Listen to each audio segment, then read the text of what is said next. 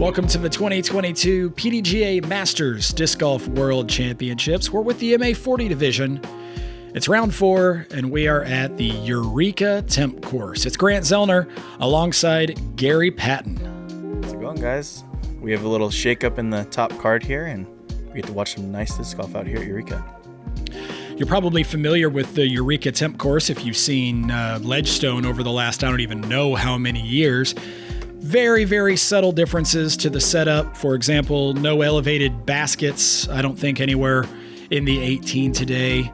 And you know, every year there might be a little slight variation on the out of bounds lines here and there, but basically you probably know this course and it's going to be fun watching this top foursome dissect it.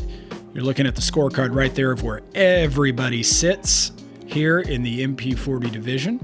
Yeah, and Joe with a fantastic 4 down at Northwood Black. Yeah, Joe Rovere out of Colorado shooting very, very well. We start here at the iconic hole number 1. You're going to hear that word iconic, I'm sure, more than once today. A par 4 at 633 feet. Got to carry the water. Got to crest this berm here. And you don't want to go too far down the hill, although a lot of that area is safe. The road to the extreme right, of course, is not. And here's the basket. 2022 PDGA Masters World Championship. This is our lead car for the MP40 division. And leading us off from Arvada, Colorado, Joe Rovere. So by virtue of being the leader, Joe Rovere on the box, you can see just how wet and steamy it was on this particular day here at Eureka. Yeah, steamy is a great word. That's exactly what popped into my head as well. So Joe here is just looking to crest the berm with something probably overstable and just land down in the flat part of the edge of the hill, giving him a pretty routine upshot.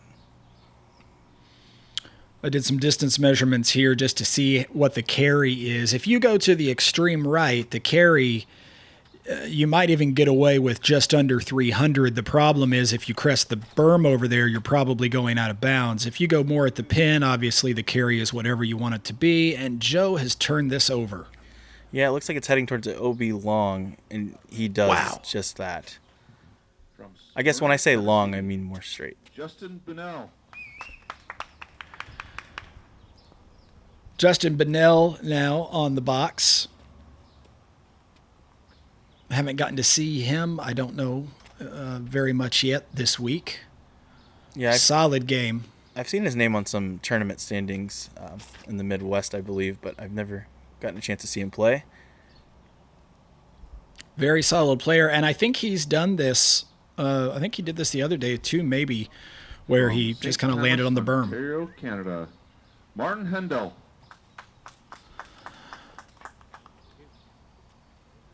Now, Martin, we have gotten to see Martin. Yeah, Martin's been on our coverage, I think, every single round thus far. And managing to shoot, I think, around the 1 under mark every round, or close to it. I guess 1 over even, 1 over, something like that. He puts a shot up too, just covering the berm, just trying to follow Justin. And he does. From Austin, Texas. Jimmy Martinez. And here's Jimmy Martinez playing his way up and onto the lead card, sitting at even under. Even under. I just made that score up. I mean, he also almost looks like an illusion, so maybe you were caught off guard. Catches that tree, though, and drifts directly into the out-of-bounds area. Yeah, it's hard to tell that tree actually does come into play because you're wanting to pull the shot over to the right, and we're on the right side of the tee pad instead of the left. Don't see this drop zone used all that frequently, but we get to see what the shot looks like today from Jimmy. Yeah, and you'd have to have a huge arm to get up and down from the drop zone. I would imagine that shot plays close to 450. You can see the water dripping off of the basket. It was a wet and rainy day. That's Joe from the bottom of the hill where he went out of bounds. He left himself with a little work. He's probably still in the upper 20s or so, maybe 30 feet out.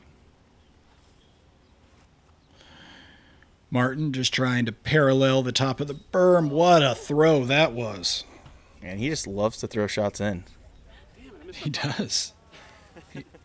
Look at the smile, too. He loves it. And now we have Justin. He gives it a bit of a run, too. He should have a putt there, though. Jimmy there after the penalty stroke. Back to our leader, Joe Rovere. This would be a huge putt. And he cans it. Beautiful putt from the edge of the circle there. Had a good angle. Didn't have to worry too much about the water behind the basket from that angle. Yeah, and I feel like we've all done that numerous times where you try not to compound mistakes, and he did a great job. Nice little Jimmy putt does there. well to save his bogey after the OB stroke early. We'll see how bad Justin went down here towards the lake.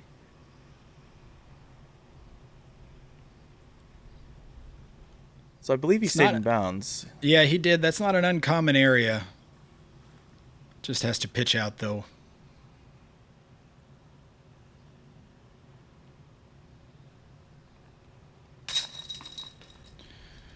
Martin with the big opening birdie here on the first. Here's Justin tapping in for his par. So we're off and running here at the Eureka Temp course, and we move quickly to the tee box of hole number 2. You're looking at a 615-foot par 4, sharp dog leg to the right, with water long at least on the tee shot, and then paralleling the hole the rest of the way on the left-hand side. Yeah, this hole requires 2 very precise shots, with the lake coming into play heavily by the basket. You might see some rollers here, or some just straight fairway or mid-range shots off the tee. Yeah, the angle of the lake really pinching in a lot the closer you get to the basket. You can see there water within the edge of the circle for sure. Yeah. All right, first we have Martin.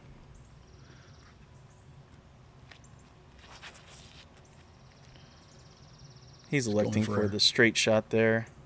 Just trying to place something far enough down that he is at or near enough the corner that he can shape something around it and get up to the basket. Here's Joe. Similar to Martin's shot here, but he's testing the out of bounds. It looks like he just stays in. Spins it back in. Justin Bunnell now. I like his height, as long as he has decent turn here. Needs to get down. Oh, Nope. Just trickles a little bit. The benefit of landing that far down, if you can stay in bounds, you'll open up the hyzer angle more on your upshot. Jimmy, this looks like it might be overturned. Indeed it is. And he didn't get very much forward progress before that crossed over. Yeah, the basket's going to feel like it's very far away from him. Let's see how we can rebound here. He can almost elect, if he's willing to risk it, going over the out of bounds much of the way and trying to hyzer back in bounds. In fact, that's exactly what he's doing. That needs to hurry up. It looks like Yeah, he just catches on the other side. Overturned that one as well. And I don't think he's going to get to progress at all. I think he's going to have to play, from the same spot, unfortunately. Yeah, that's true. Just indicated he's taking a provisional just to be certain that toward the end of its flight, maybe it didn't find a way to cross over some sliver of inbounds. This one looks better. Yeah, much, much better. Yes, gets back inbounds for sure. Now he'll come up and check where that first one went out to see if it crossed inbounds first. Meanwhile, Joe, fairly ideally placed. Yeah, I'd say he still probably has about 340 to the pin from there. Oh. And he'll have a putt for par. It's just probably about the putt he just made on hole 1, actually. So advantage Martin.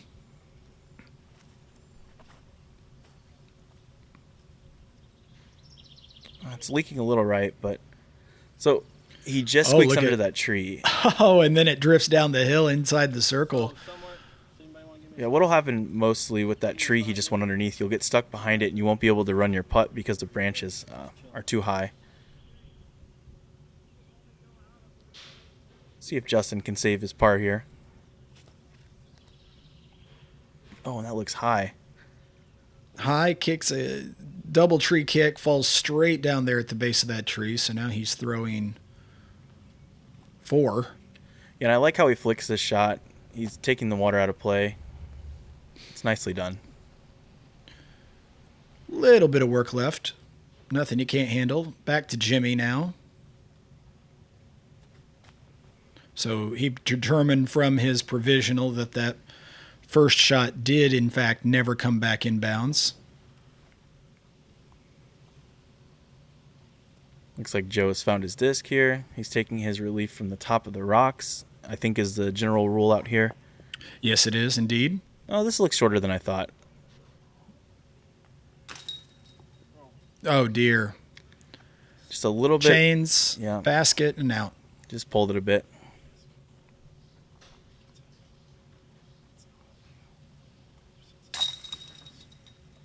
Nice putt there. Yeah, unfortunately, that for a triple from Jimmy.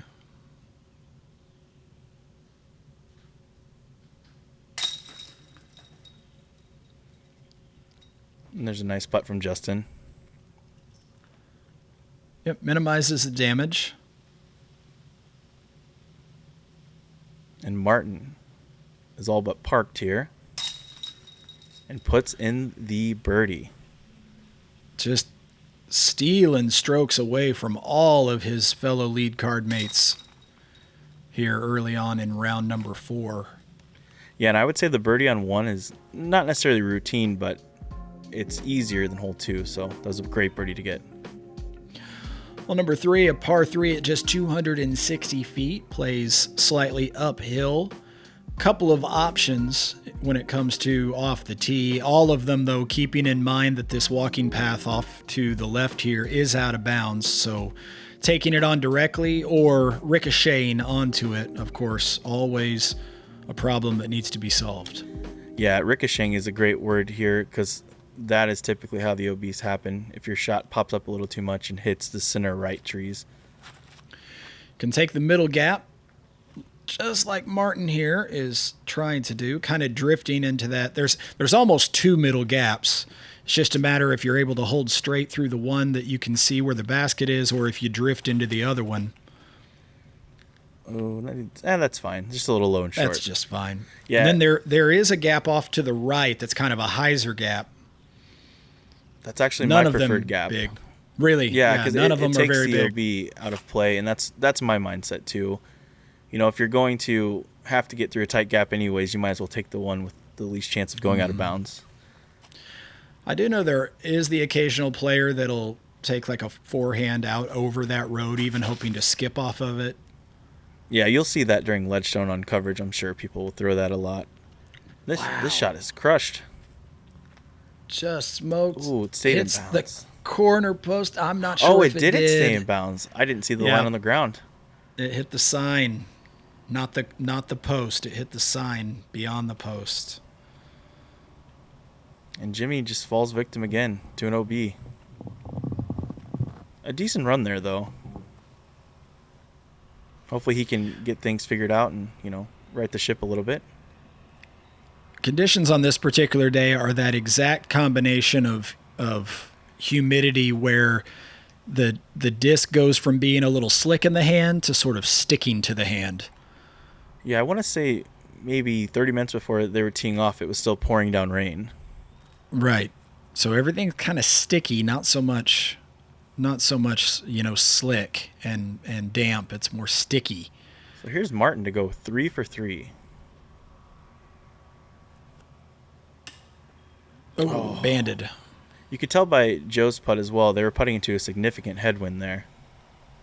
Yeah, you're right. A little bit of breeze. Yeah, and you could see there he got his nose down and it really shoved it. The headwind caught or it was tailwind there, but caught the bottom of the disc and threw it in for him almost. Yeah, the wind on this day, not quite as substantial as it was back in round 2 because of those thunderstorms that were near the course, not over the course, but near the course. On this particular day, the wind was a little bit more lenient, but occasionally did show itself. Yeah, and this same headwind's going to play very tough on the next hole. Oh, no doubt about it. Talking about hole number 4, a long par 3 at 423 feet, but it does play substantially downhill once you've crested this little ridge right here. So a lot of players are throwing mids, even some putters, because starting by the time you get to this sort of larger tree here in the shadows, the disc is falling with the grain of the hill. Yeah, the most common mistake on this hole is to play the shot into the woods and just accept the putt you receive, whether that's a circle 2 look or maybe the edge of circle 1. Sometimes people take the intermediate hyzer 2 just inside the Mando tree, and that will work out just fine as well. First we have Martin here.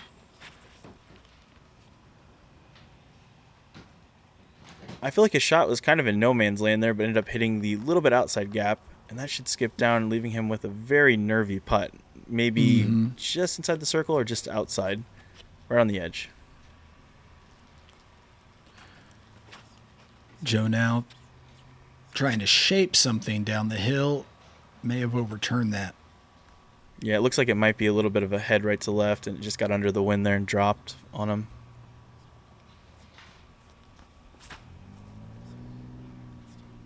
Justin not afraid to go upstairs. Yeah, this shot's turning in fantastically. Let's see if we can skip down there, give him some type of look.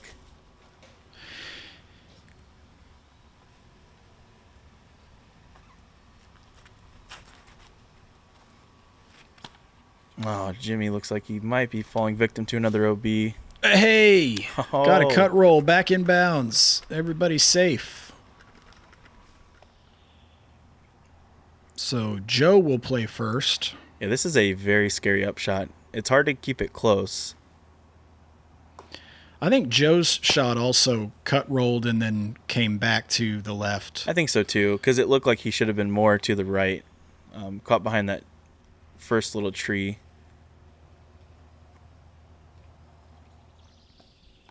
Jimmy. There we go. A lot of class on that shot there, just banking it right into the mound. Smart play from Martin. He's a little shorter than I had thought.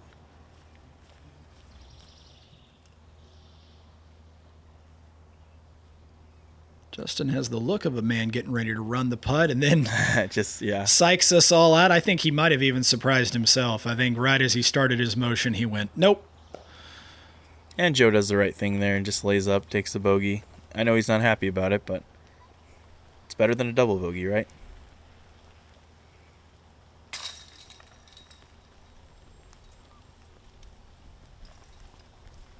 Jimmy with the par. I guess if there's a case where a par can stop the bleeding, we just saw it with Jimmy, now looking to get back on track. Yeah, absolutely. Everybody else cleans up their tap-ins.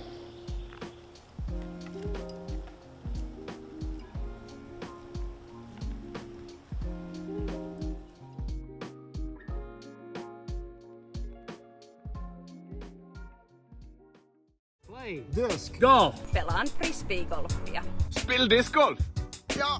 To help recognize players of all ages and backgrounds, we are excited to announce the PDGA Global Master Series. Beginning January 2023, anyone competing in a Masters division at a PDGA-sanctioned tournament will qualify. You'll be ranked with other players in your division from around the world. And the player with the 8 highest rated rounds will become a PDGA Global Master Series champion. Visit pdga.com/GMS. Ledgestone. Every summer, hundreds of disc golfers flock to the greater Peoria, Illinois area to compete in the sport's richest and most charitable event, the Ledgestone Open. But what does Ledgestone look like for the rest of the year? On the surface, Ledgestone is one of disc golf's leading retailers, but look a little closer and you'll find a group of motivated individuals providing the best possible service to the disc golf community. So whether you're building a bag, wanting to support your favorite pro, or looking to add to your disc golf wardrobe, choose the retailer that's as passionate about the sport as you are. Choose Ledgestone.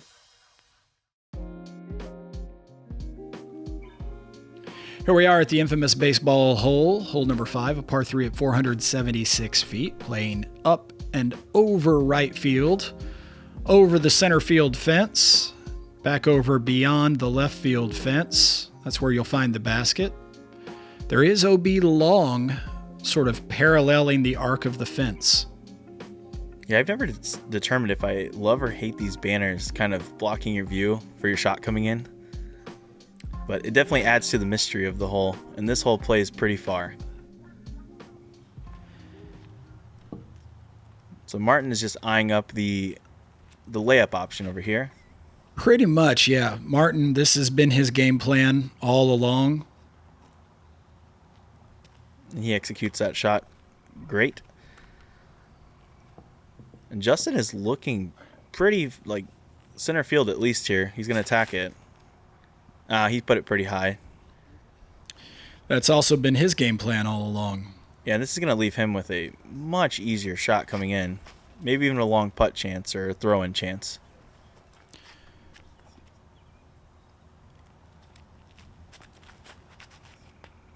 Jimmy kind of splitting the difference between Martin and Justin's plan. It needs to push. Doesn't quite get the distance needed. So now Joe, with that in the back of his mind, temptation is to overjuice it. I mean, also, following the bogey on the last hole, that was an unforced error, but this shot looks great. Yeah, he follows Justin. Oh, ideal. That is ideal. And this drop zone play is really tough. I mean, he'll have a chance from here. It looks a little short still. Oh, no, it's parked. Never mind. Oh, wow. You do not see people park that often from the drop zone. That just floated and floated with that nose-up angle.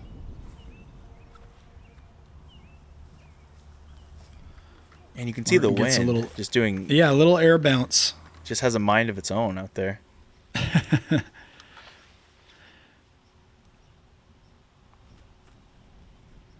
This is a really odd part of the course. You're sort of down below the ridge that you have to throw over on hole number 1. You're down beyond, I don't know if that's officially a dam or if you'd call it a levee, but anyway, you're substantially lower than that. So the wind down in this area is really mysterious. Yeah, the flags aren't indicating that the wind is the same direction as it was when the players were up top either. And I think dam is the appropriate word. That's what I usually hear people call it. Martin loves the par there. As does Justin. Yeah. It takes, for these MP40 players, it takes such a precise, powerful drive to have even a Circle 2's putt. So everyone really just trying to sort of get through this one without losing strokes to the field as opposed to gaining one on the field. Nevertheless, we've moved on. We're at hole number 6 now.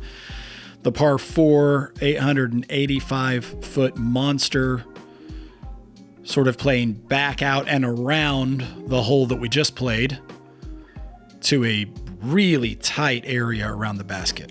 Yeah, it actually plays its way around another baseball field. And you were talking about not losing strokes, and this hole is just the biggest trap to lose strokes probably out here. This could easily be a par 5 for these players. The main goal here is if you can get 3 hyzers off in a par, that would be fantastic.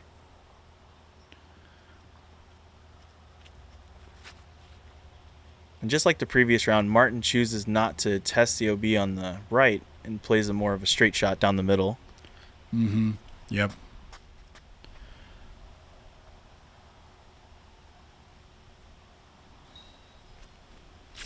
Here we have Justin. He throws a shot a little higher, letting it pop up, and he's going to land similar to Martin there. Everybody so far playing this hole relatively safely. There is OB to both the left and the right. Yeah, and Joe pushes his shot out a little bit towards the OB. And that will make his upshot a little bit easier because he can cover the OB quicker than being cut off to the left. And Jimmy follows suit. All players should be in bounds here.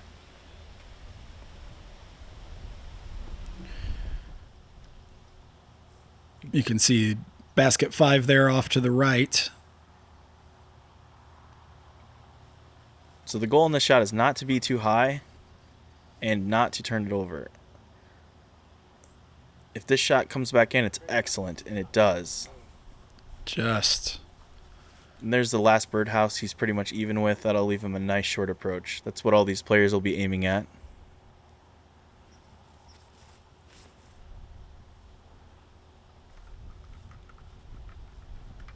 Oh, keeping that one too low. Not able to skip back in bounds. Yeah, and for reference, too, these players are probably about 550 to 580 from where they were. From the basket, sorry. Yes, no, you're exactly right. In the neighborhood of exactly that, 550 at that point in the fairway. And Joe elected for the thumber there, just like round 2 out here, as Martin throws his shot. So once again, you can tell he likes to play the shot way straighter than the other players, and does a great job at containing his shots and sticking to his game plan. Justin now after the penalty stroke and not being able to advance all that far. He's going for it. This is a very difficult shot. He just hung it out a little bit. Hangs that one out, and I think we'll be shooting again from the exact same spot. Yep, he sure will. And this is the trap I was talking about. Players will often do this, and they'll just fall into a loop. And now, it looks like he's testing the left side. But that's the most common mistake I see, where a player will throw a couple OB to the right, and they'll throw it too high and throw into the left OB. Just really compound strokes. As Joe throws his shot, looks nice into circle 1.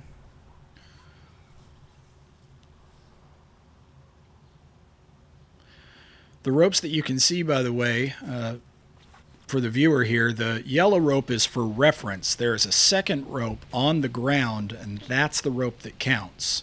Yep, you can see it there as you were explaining that. It's a great thing to talk about. Because a lot of the times the ropes will lean in and the ground rope will stay stationary.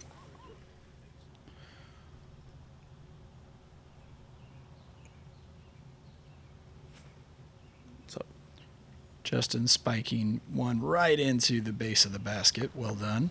Yeah, I like the high angle there. For that shot, helps you control the distance. Great hole there from Joe. Yep, up and in for a solid par.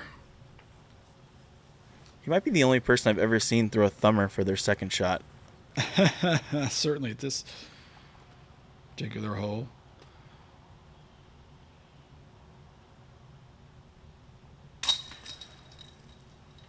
Martin's in for par as well.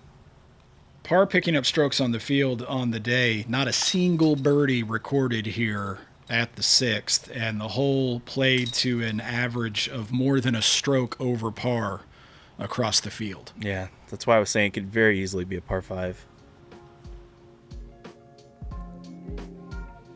We're at hole number 7 now. Back to a sub 300-foot par 3. This one with a creek running up the full length of the hole on the left side, and it is a creek that's very full of water, especially after all the rain we've had, so no getting a disc back from there. Yeah, it's also a very steep drop, so you can't necessarily go down into the creek. So in our previous round out here, Martin was the only player to elect to go straight up the middle with a backhand. Oh, boy. Doesn't skip out, though. Oh, yeah, it does. Yeah, they usually just trickle. They'll hold on for a bit. Trickled over the edge. Are you surprised that Joe's not taking the hyzer gap again? Because last round he did out here. Well, you know, he proved us, I mean, not necessarily wrong, but he put it in circle 1 and threw a fantastic shot. Maybe a little bit of a different wind.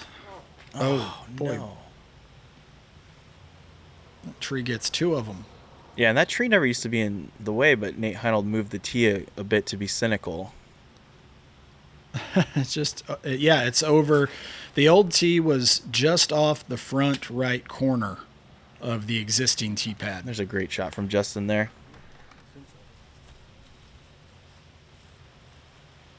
So So everybody agreeing on the lie here. Yeah, and they're probably trying to play safety a bit here because, as I said earlier, it's just a straight drop off into the creek.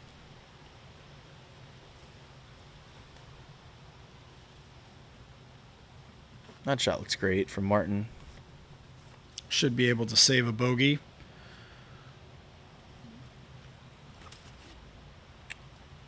Jimmy trying to turn this one a little bit more. Needs to hold on. Nope, does not. That's 2 in the creek for Jimmy. Yeah, and as Grant was saying, those discs are probably going to have to stay down there. Yeah.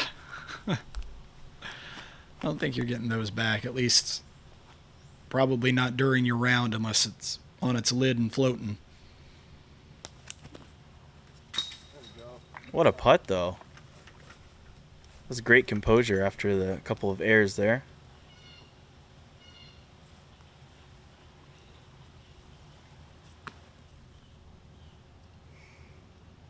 See if Martin can save his bogey. And he does nicely. Big putt for Martin. Martin has been at or near the lead all week long, due in part to saves like that. There's a birdie from Joe.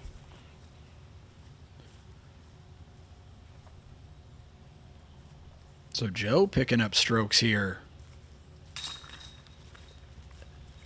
A nice bounce back there from Justin as well.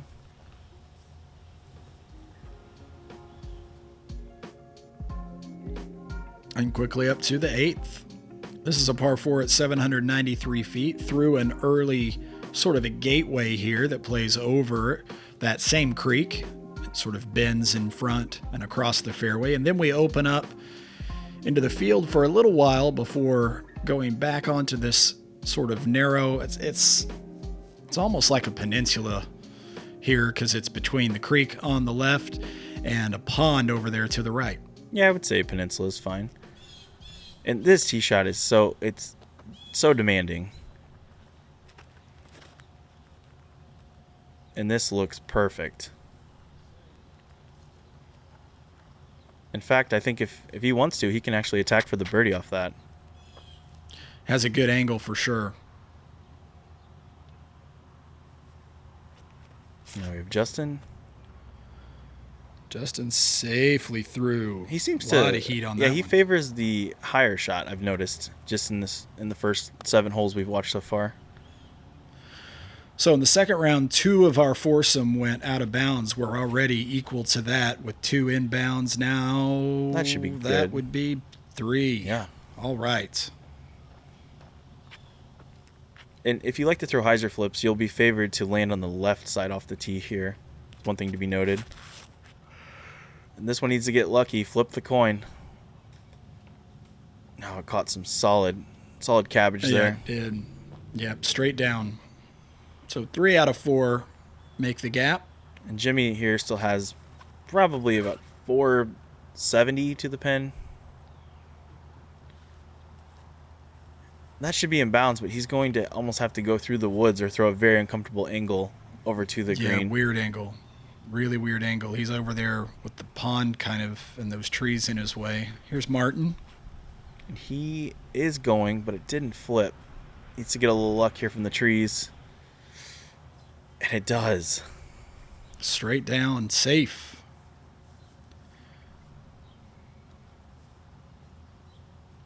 I'd say that the proper mistake here is to just flip it a little too much and land in the grouping to the right, as Joe is actually conceding for the long putt, actually. Yeah, he's conceding for an 80-footer or so. Just a hyzer to the opening. So now Justin may be seeing an opportunity. He's trying to get strokes back, so.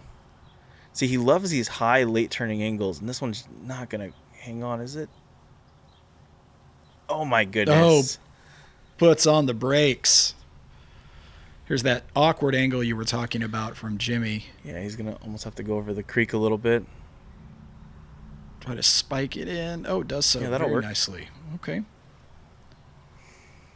Maybe isthmus rather than peninsula.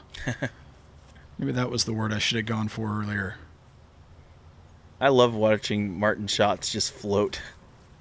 Yeah, that nose up. Like a helicopter coming into land. So Joe, as you mentioned, maybe even a little more than 80 feet. Yeah, he's very happy with par, which you should be on this hole. These players are almost to the part where they can breathe a little bit out here. Oh my goodness, what a run. A little bit of breeze coming up there. You can see the ripples on the water. You can see the breeze manipulating the flight. Nice putt from Jimmy.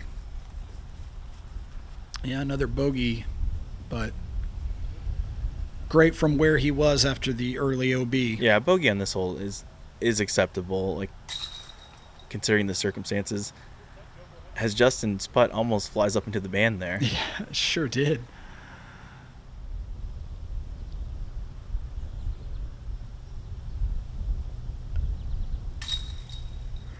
There's Martin. Martin, this whole week, just amazing putting. If not the leading putting statistics in the field, he's got to be very near the top in just about every putting category. Yeah, I would agree.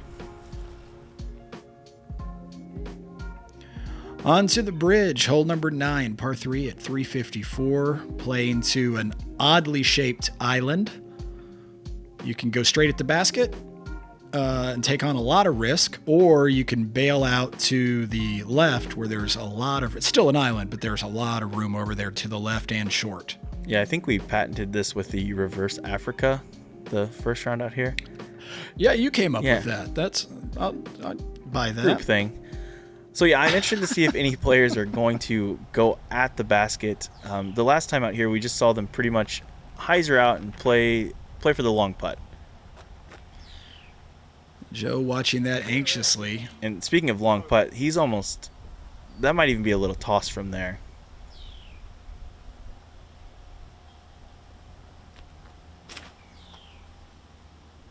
Justin going right at it. I love this shot. If it slows down, it looks like it is, and that is parked. Good shot, Justin. The downhill coupled with these players' power lets them throw a mid off the tee for the most part. Martin had to get so close to the edge of the bridge there and puts himself probably about 40 feet.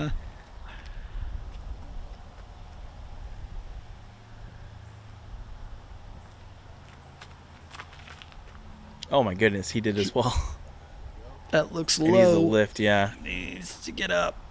It does. Yeah, there we go. Yeah, edge of the circle probably, Beautifully just done. inside. So Joe playing first. That'll work just fine. Nice and safe. And as we saw two players get close to the bridge, I would say it's at least once a year in Ledgestone I'll see that bridge get hit by a card mate.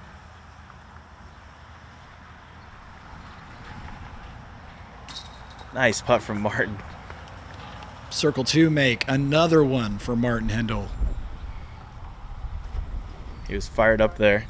He's usually very stone cold faced, but it was nice to see. Look at that.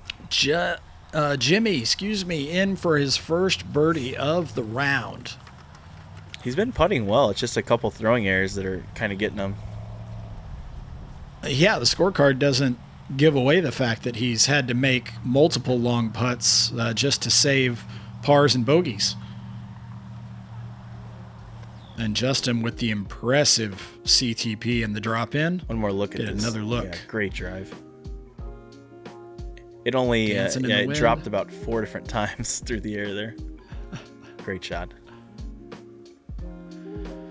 There's the water tower. We're going to be there here in just a little while, but first we'll close out this opening 9 of round number 4. You've got a good look right there at our lead card.